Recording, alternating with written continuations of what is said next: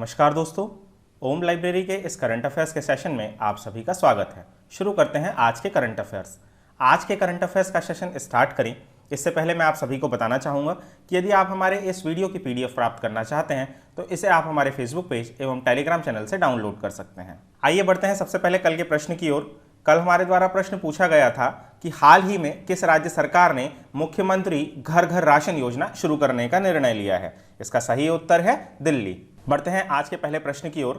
लोनार झील का रंग गुलाबी रंग होने की वजह कौन सा बैक्टीरिया है? वाइब्रियो बैक्टीरिया, हेलोऑर्चिया बैक्टीरिया या मेनिंजाइटिस बैक्टीरिया या स्टेफिलोकोकस बैक्टीरिया। इसका सही उत्तर है हेलोऑर्चिया बैक्टीरिया। आइए जानते हैं लोनार झील के गुलाबी रंग होने के विषय में।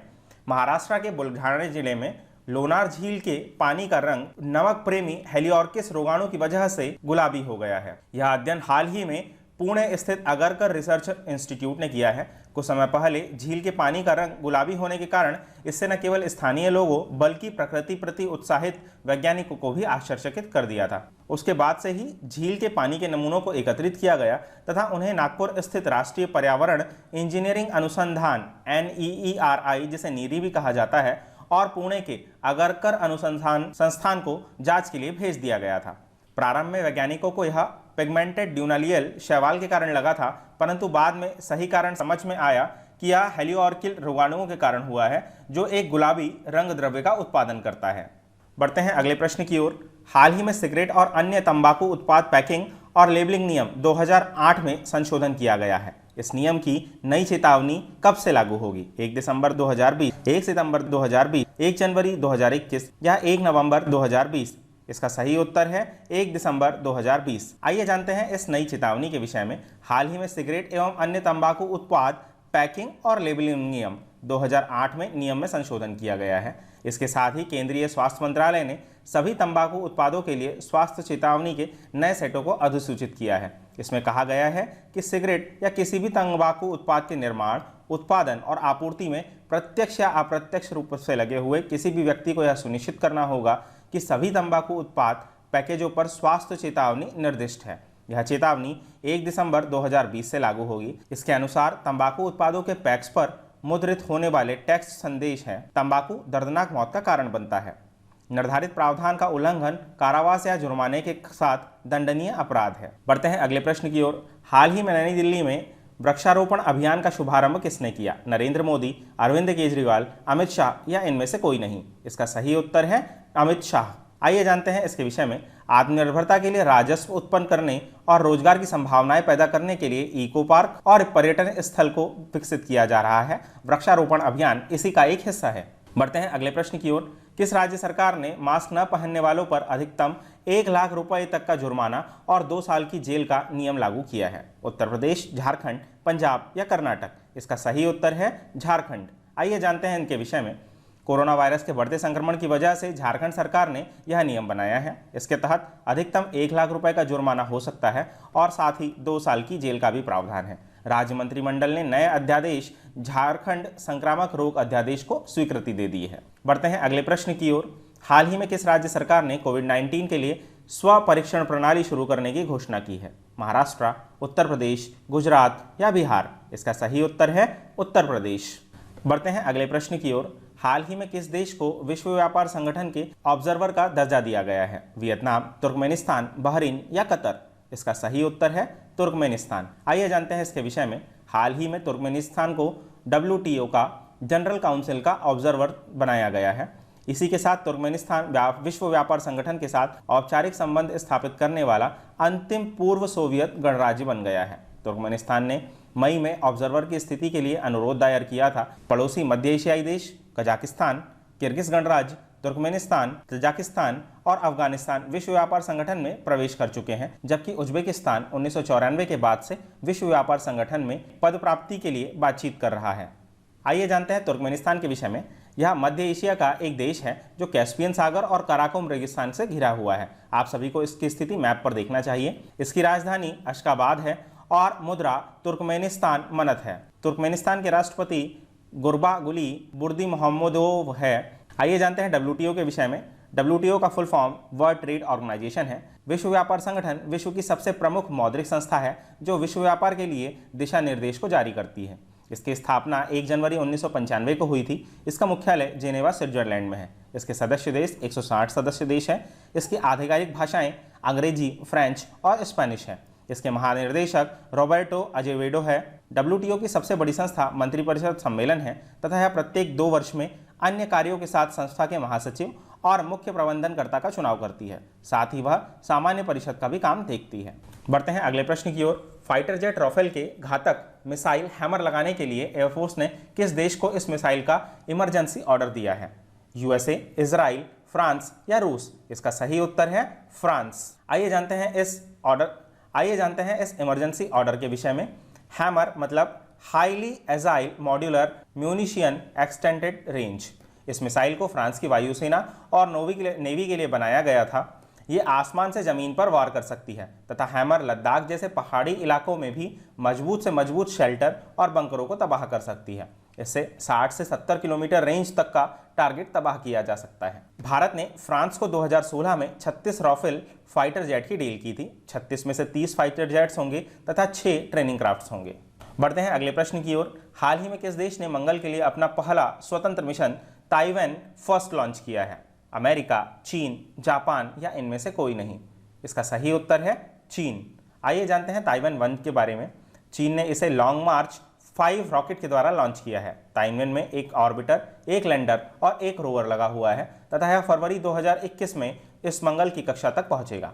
ऑर्बिटर 3 महीने तक मंगल ग्रह का चक्कर लगाएगा तथा उसके बाद इसमें से लैंडर और रोवर निकलकर मंगल ग्रह पर उतरेगा। यह रोवर वहां के वातावरण, मिट्टी और चट्टानों पर रिसर्च के लिए डाटा भेजेगा। तियानवेन शब्द का अर्थ स्वर्ग से सवाल पूछना होता है। बढ़ते हैं अगले प्रश्न की ओर। हाल ही में रक्षा मंत्रालय ने भारतीय थल सेना में महिला अधिकारियों को स्थायी कमीशन देने के लिए औपचारिक सरकारी मंजूरी पत्र जारी कर दिया है। इस आदेश के द्वारा सेना की कितनी शाखाओं में लघु सेवा कमीशन की महिला अधिकारियों को स्थायी कमीशन दिया जाएगा? 7, 3, 8 या 10? इसका सही उत्तर है 10 शाखाएं। आइए जानते हैं इसके विषय में। हाल ही में रक्षा मंत्रालय ने भारतीय थल सेना में महिला अधिकारियों को स्थायी कमीशन के लिए औपचारिक सरकारी मंजूरी पत्र जारी कर दिया है। इस आदेश से भारतीय सेना की 10 शाखाओं में लघु सेवा कमीशन की महिला अधिकारियों को स्थायी कमीशन दिया जाएगा। इन शाखाओं में army air defence, signals, engineers, army aviation, electronics and mechanical engineers, army service corps, army ordinance corps और इंटेलिजेंस कॉर्प्स शामिल हैं। जज एवं एडवोकेट जनरल और आर्मी एजुकेशन कॉर्प्स में महिला अधिकारियों को पहले से ही स्थायी कमीशन दिया जा रहा है। इसी के साथ सेना में महिला अधिकारियों को बड़ी जिम्मेदारी देने का रास्ता खुल गया है। बढ़ते हैं अगले प्रश्न की ओर। हाल ही में किस राज्य सरकार ने स्वयं सहायता समूहों की मदद के लिए अमूल के साथ समझौता किया है? हरियाणा, महाराष्ट्र, आंध्र प्रदेश या इनमें से कोई नहीं? इसका सही उत्तर है आंध्र प्रदेश। आइए जानते हैं समझौते के विषय में। वर्तमान में अमूल गुजरात, दिल्ली, NCR और उत्तर प्रदेश में मुख्य तौर पर प्रतिदिन 140 लाख लीटर दूध बेचती है। उसके अन्य डेयरी उत्पादों की बिक्री भी देश भर में होती है। इसके अलावा रेड्डी ने राज्य में चीनी सहकारी मॉडल के पुनरुद्धार को भी समीक्षा कर अधिकारियों को योजना बनाने के निर्देश दिए हैं। यह समझौता महिलाओं के जीवन में बहुत बड़ा परिवर्तन लेकर आएगा। आप सभी को यहाँ पर अमूल का फुल फॉर्म याद रखना होगा। साथ ही इसकी tagline the taste of India है। बढ़ते हैं अगले प्रश्न की ओर। हाल ही में चर्चा में रहने वाला एंडसैट क्या है? सैटेलाइट, नई तितली की प्रजाति, एक पात्रता परीक्षा या सुपर कंप्यूटर? इसका सही उत्तर है एक पात्रता परीक्षा। आइए जानते हैं एंडसैट के बारे में। हाल ही में मानव संसाधन और विकास मंत्रालय ने स्टडी 1 इंडिया कार्यक्रम के तहत पहली बार इंडियन स्कॉलास्टिक असेसमेंट टेस्ट 2020 आयोजित किया।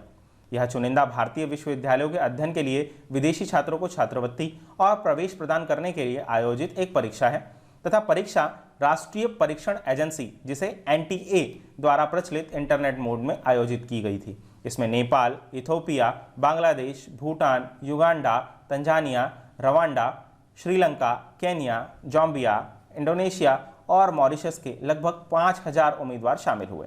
एंडसैट स्कोर फॉर इंडिया प्रोग्राम के तहत छात्रवृत्ति के आवंटन के लिए स्नातक और पोस्ट ग्रेजुएट प्रोग्राम में छात्रवृत्ति और प्रवेश के लिए मेधावी छात्रों को शॉर्टलिस्ट करने के लिए एक मानदंड के रूप में काम करेगा। बढ़ते हैं अगले प्रश्न की ओर। हाल ही में किस IAS अधिकारी को ब्रिक्स मानद सलाहकार के रूप में नियुक्त किया गया है? टीना डाभी, ईरा सिंघल, कनिष्क कटारिया या इनमें से कोई नहीं? इसका सही उत्तर है टीना डाभी। आइए जानते हैं इसके विषय में।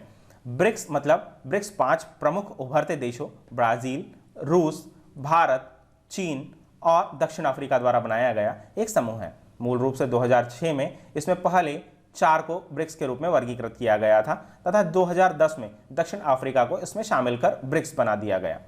यह देश एक साथ मिलकर 42% जनसंख्या, 23% जीडीपी और 30% भौगोलिक क्षेत्र, साथ ही 18% वैश्विक व्यापार का प्रतिनिधित्व करते हैं।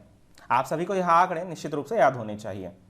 बढ़ते हैं अगले प्रश्न की ओर। हाल ही में सरकार ने किसे विदेश मंत्रालय में सचिव के रूप में नियुक्त किया है? रीवा गांगुली दास, गीता कुमार, सुब्बा लक्ष्मी या कविता सिंह चौहान? इसका सही उत्तर है रीवा गांगुली दास। आइए जानते हैं इनके विषय में। हाल ही में सरकार ने रीवा गांगुली दास को विदेश मंत्रालय में सचिव के रूप में नियुक्त किया है। वर्तमान में वे बांग्लादेश में भारत की उच्चायुक्त है। सुश्री दास 1986 बैच की भारतीय विदेश सेवा की अधिकारी है। यह सुश्री विजय ठाकुर सिंह का स्थान लेगी, जो इस वर्ष 30 सितंबर को सेवानिवृत्त हो रही है। बढ़ते हैं अगले प्रश्न की ओर। हाल ही में एयरटेल पेमेंट बैंक ने ग्रामीण युवाओं को प्रशिक्षित करने के लिए किसके साथ समझौता किया है? फेसबुक, गूगल, एनएसडीसी या इनमें से कोई नहीं? इसका सही उत्तर है एनएसडीसी। आइए जानते हैं एनएसडीसी के विषय में। एनएसडीसी का full form national skill development corporation होता है। बढ़ते हैं अगले प्रश्न की ओर। हाल ही में MFIN का नया CEO किसे नियुक्त किया गया है? अमृत्य जोशी, आलोक मिश्रा, पीसी कांडपाल या इनमें से कोई नहीं? इसका सही उत्तर है आलोक मिश्रा। आइए जानते हैं इनके विषय में। MFIN मतलब होता है micro finance institutional network. MIFN के कार्यों को यहाँ पर दर्शाया गया है। दोस्तों, इस प्रकार हमारे आज के करंट अफेयर्स का सेशन समाप्त होता है। आप सभी के लिए आज का प्रश्न, प्रीमियर लीग फुटबॉल खिताब 2020 किस क्लब ने जीता है? चेल्सी, लीग 1, लिवरपूल या सिटी फुटबॉल क्लब? आप सभी को अपने उत्तर कमेंट बॉक्स में देने हैं। आई होप कि आप सभी को हमारा आज का प्रोग्राम पसंद आया होगा। यदि आप सभी को हमारा आज का प्रोग्राम पसंद आया है तो हमारे इस चैनल को लाइक करें, सब्सक्राइब करें एवं अपने अन्य दोस्तों के साथ शेयर करें। साथ ही यदि आप इस वीडियो की PDF प्राप्त करना चाहते हैं तो आप इसे हमारे फेसबुक पेज एवं टेलीग्राम चैनल से डाउनलोड कर सकते हैं। धन्यवाद।